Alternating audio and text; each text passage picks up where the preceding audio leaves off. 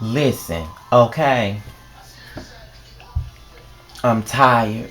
They have been working my motherfucking ass off, okay? They have been working my ass off. I'm still tired from being at work all day yesterday. From 5:30 in the morning to 3 o'clock at night. No, to 3 o'clock in the afternoon. Something that I'm not used to. Try to give me a little rest today, couldn't do it. Had to get my hair cut, had to do all that good stuff. I'm going to go back to work tomorrow from 3 to 9. And going to work Sunday morning from 7 to 12. And then going back to work Monday, then Tuesday. Lord, thank God I don't have to see that job after Tuesday. I need, like, I am tired. And because I'm so motherfucking tired, R&B Divas LA will not be getting the video because that episode was sleep inducing within itself. So what I'm gonna do is I'm gonna watch that shit again so I can go to sleep because I'm tired. Y'all want some, but anyway, let's just get into the video, shall we?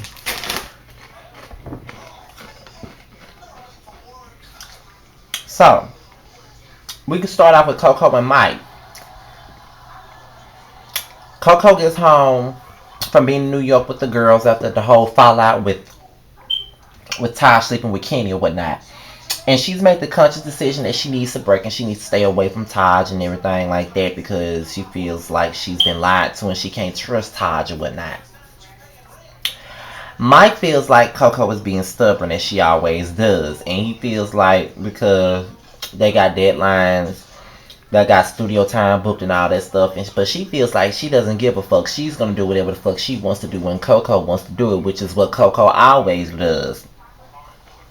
So with that being said, they get into this little back and forth. And Coco feels like Mike isn't taking her side, she's taking SWV side, and SWV aren't the people he goes to bed with at night. It's Coco. So you know how that goes. So then Taj comes by Lily's house. She comes all the way from Nashville to Atlanta to apologize to Lily. And Lily pretty much said, fuck it, it was 20 years ago, I done got past it, let's just move on. And they move on and everything like that. And then they start making jokes about the situation. Now they decide to go to the studio without Coco because they already got studio time lined up and they feel like they shouldn't waste it. So they get in the studio to get ready to record a track. The guy says that he doesn't even want them on the track without Coco, and they feel automatically offended by that because they feel like, what the fuck do you want us to do? You know what I'm saying? Like, Coco isn't here, so we have to do what we gotta do. They end up going in the studio doing a song or whatnot, and it wasn't really all that to me because I heard so much better from SWV, and plus this is a new producer, so he probably ain't giving them his best work considering they on a small ass label. Then Taj gives Lily some bad news about Margaret, which is Lily's daughter. Kind of find out Margaret has been on the escort site and it was in the blogs. And you know that tore Lily down. Basically, this whole episode was centered around Lily and everything that was going on with Margaret or whatever. So Lily confronted Margaret about the situation. They went to the park and they confronted it, and Margaret pretty much owned it. She didn't try to deny it. She owned the situation, which I felt like was great. I really respect honesty and bitches that keep it real, and Margaret kept it real about her shit. She felt like, when you know what I'm saying? Like when Lily was out singing, doing what she had to do, she had the stability. But when Lily stopped singing, she had to, fend for herself. And, Lily, she didn't want Lily to worry about her and her situation. So she decided to go ahead and do what she did. And, she's had issues with self-esteem. And then she didn't have her father around, which she also blamed Lily for because she didn't know what her father was. So Coco's mother and Mike, they argue. And Coco's mom wants to press the issue about Coco doing gospel music.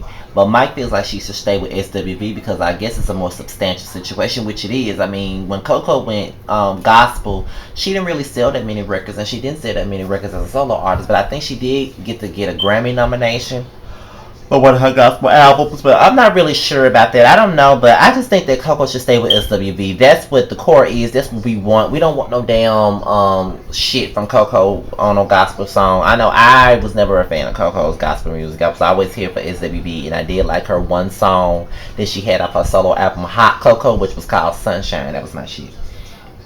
Lily and Margaret go to therapy, and they talk about the escorting situation. And Margaret admits the whole thing about self esteem, but when the therapist asks about molestation or sexual abuse, Lily went into her story about how she was molested by her uncle's wife, and then that's when Margaret admits that she was too violated by a woman. When she was 4 years old, it was a family friend. They used to babysit her, and she would take her to the bathroom and put her mouth on her and send her back home with no drawers on. And Lily automatically broke down because this was around the time she was with SWV touring and doing music. She feels like she failed her daughter, and she felt like she didn't protect her because of the simple fact that while she was out having her fun, her daughter was being violated. And as a parent, you're supposed to want to protect your kids. Well, you're supposed to protect your kids, not supposed to want to, but you're supposed to protect your kids. And she felt like she failed her by not being there while everything was going on. And I can only put myself in Lily's shoes because I would never know how she feels because I'm not a parent. But I always look at my mom and I see how she is over me, my sister, and my brother. And she's very overprotective of us. Like, I'm 25. My sister would be 24 in about 10 days. She'll be 24 years old or not. My younger brother just turned 14 in June. So with me being the eldest one out of the bunch, she's still overly protective of me, and I'm 25. Like, especially when I came out of the closet and said that I was gay or whatever, as much as she wasn't here for it at first, but once she let that shit go, she was overly protective. She can't nobody utter the word faggot around her because she's gonna get upset. Or it's just like when I'm out somewhere, I could be, because our city's so small, we have to go to surrounding cities to have a good time. So if I'm, say for instance, I'm out in Jackson and my mama hears a ambulance siren, she's gonna automatically call me whether I'm in the city or not. And 9 times out of 10, I ain't in the city. I'm like 30 minutes away. I'm in a whole nother city having me a good ass time, and she come calling me because she hears the ambulance. Or she'll call my sister because my sister has moved out.